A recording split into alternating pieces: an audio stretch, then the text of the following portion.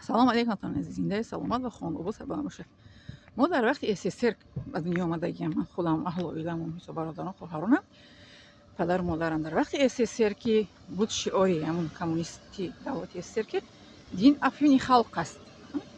لیکن ما در همون دین افیون خلق قصد گفتنی شعار بود یگان نفری ما در عائله ما نه دین رجدینی قید میگفتیم، ما نه سالی نو رو ما قید میگفتیم بغیر از دین چی میگن ایدهای خودمون، ایدی قربان، ایدی رمضان.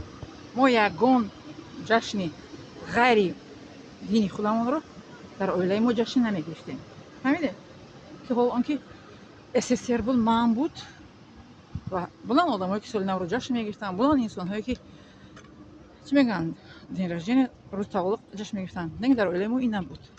من همینجایی که روز اومدم جشنگیری بود. من دیدین هیچ کس نیست. من همینجا هر روز اومده سیر گشت میکنم. دیدید همینجایی که من اون روز برف بود، اونجا برف بود.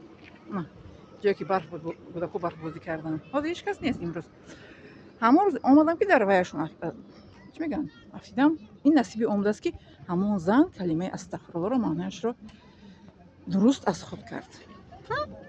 با وقتی که از اینجا بار اومده ارتست بودم با همون زنی که در ویدیو در نوار به شما گفتم السلام علیکم تاجیکستان با اومدم ماشینش تاگه дорогая моя گفت ты уже домой идешь گفتم да با ما رو دید дорогая моя گفت رحمه хорошо все хорошо گفتم بعد گفتم که рада с вами общаться всегда і взаимно گفتم همین است مثال که از نیت وابستگی دارد با کدام نیت ما با جشن عیدی مثال آنها میرویم یا اینکه مثل من نخواست در هم جشنشون شما پیدا میشوید. بله از نیت وابستگی دارد.